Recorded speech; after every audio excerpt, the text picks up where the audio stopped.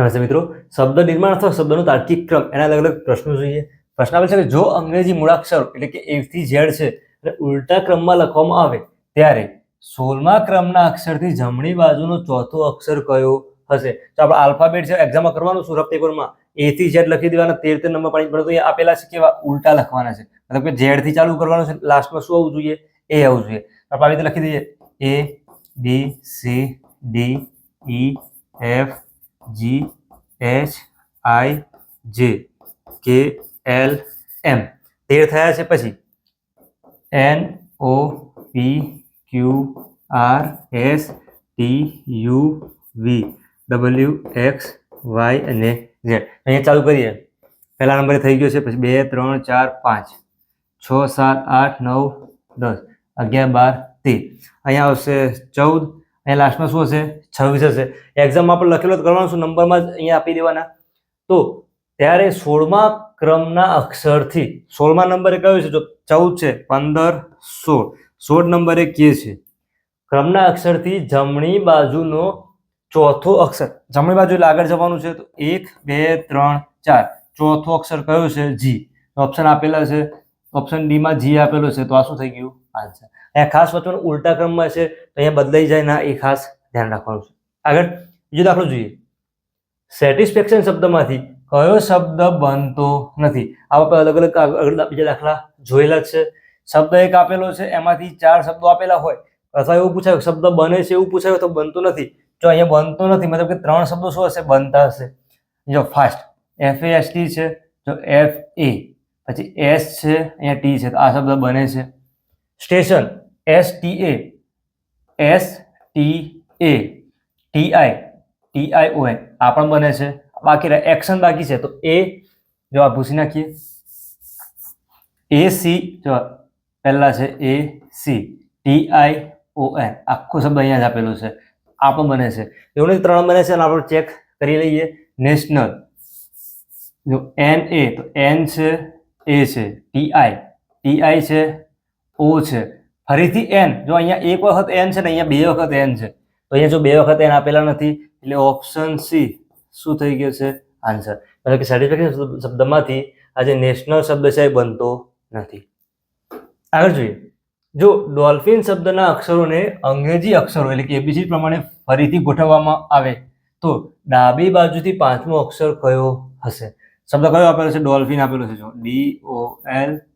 DOLPHIN. અને કરવાનું શું છે? અંગ્રેજી અક્ષર ABCD પ્રમાણે ફરીથી ગોઠવવાનો છે. પહેલા A થી સ્ટાર્ટ કરીએ તો A નથી, B C D, અહીંયા D આપેલો છે, પહેલા લખી દો D. તો જે લખાઈ જાય નીચે શું કરવાનું? લાઈન કરવાની, એટલે આપણે શું થાય? ફરીથી ધ્યાનમાં ના આવે. એટલે D આવી ગયો, પછી E નથી, F નથી, G નથી, H છે જો અહીંયા, તો H લઈ લીધો. H પછી I પણ લઈ લીધો. HI પછી J K L છે, L M નથી, N એ લેવાઈ ગયું છે. N પછી O, લાસ્ટમાં અહીંયા P છે, તો આ P લખી દીધો. હવે કરવાનું શું? ફરીથી ગોઠવી દીધો છે, તો ડાબી બાજુથી 5મો અક્ષર કયો હશે? ડાબી બાજુ કહેવાય છે, અહીંયાથી 5મો અક્ષર જવાનું છે. 1 2 3 4 5 5મા અક્ષર શું છે? N છે. ઓપ્શનમાં જુઓ, D માં આપેલો છે N. શું થઈ ગયું? આન્સર. ખ્યાલ આવ્યો છે? જો ફરીથી આવું પૂછાયું હોય, બીજો ક્વેશ્ચન કેવો આવશે? શબ્દ આપેલો હોય, ફરીથી ગોઠવણ કરી આપણે ગોઠવી દીધો, તો કેટલા અક્ષરોનું સ્થાન બદલાયું નથી, આવો પણ પ્રશ્ન પૂછાતો હોય છે. જો આમાંનામાં ફરીથી જોઈ લઈએ. ડોલ્ફિન આપેલો છે, જે નંબર બને છે DHI LNOP. શું પૂછાયું છે? કેટલા મૂળાક્ષરનું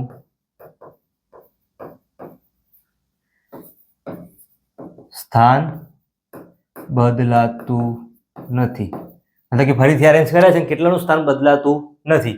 D અહીંયા 1માં બદલાય છે, બદલાતું નથી. O અહીંયા H છે, I છે, L છે, N O અને P, મતલબ કે અહીંયા શું આવશે? આન્સર ખાલી 1. જ્યાં D છે એનું એટલાનું સ્થાન બદલાતું નથી. આગળ બીજો દાખલો જોઈએ. જો અંગ્રેજી મૂળાક્ષરો ABCD ને ઉલટા ક્રમમાં લખવામાં આવે, મતલબ કે આવી રીતે Z થી ચાલુ કરી લાસ્ટમાં શું આવશે? A. ઉલટા ક્રમમાં થઈ ગયું. તો Q અને I મૂળાક્ષરોમાં બરાબર મધ્યમાં કયો મૂળાક્ષર આવે. જો ઝેડ થી એ લખીએ, પછી આપણે ક્યુ અને આઈ વચ્ચેનું લઈએ, અથવા એ થી આવી રીતે લખતા જઈએ ઝેડ સુધી, ક્યુ થી આઈ વચ્ચેનું લેવાનું છે અથવા આઈ થી ક્યુ વચ્ચેનું લેવાનું છે, તો આવી રીતે નંબર આપેલો હોય અથવા એ થી ઝેડ આપેલું હોય, જે વચ્ચે જે સંખ્યાઓ છે તો કેવી આવશે? સેમ જ આવશે. કરવાનું શું? ક્યુ અને આઈ. આઈ થી ચાલુ કરી દઈએ, આઈ પછી શું આવશે? જે કે એલ એમ એન ઓ પી અને લાસ્ટમાં આવશે ક્યુ. જો આઈ અને ક્યુ વચ્ચે થઈ ગયા, અથવા ક્યુ અને આઈ વચ્ચે સેમ જ કહેવાય. બરાબર મધ્યમાં કયો મૂળાક્ષર આવે છે? વચ્ચે કેટલા પૂછાય તો આવી રીતે આ બધાની બરાબર વચ્ચે શું આવે છે? જો 1 2 3 4 5 6 ને 7 છે, 3 અહીંયા છોડી દો, 3 અહીંયા છોડી દો, લાસ્ટમાં શું બચ્યું છે? એમ. બરાબર મધ્યમાં એટલે વચ્ચે શું આવ્યું છે? એમ. આ ઓપ્શન નંબર એ શું થઈ ગયું? આન્સર. આવી જ રીતે તમે પ્રેક્ટિસ કરો હોય તો આ માટે આપણે અલગથી વિડીયો મૂકેલા છે. વિડીયો પસંદ આવ્યો હોય લાઈક કરી મિત્રો સાથે શેર કરજો.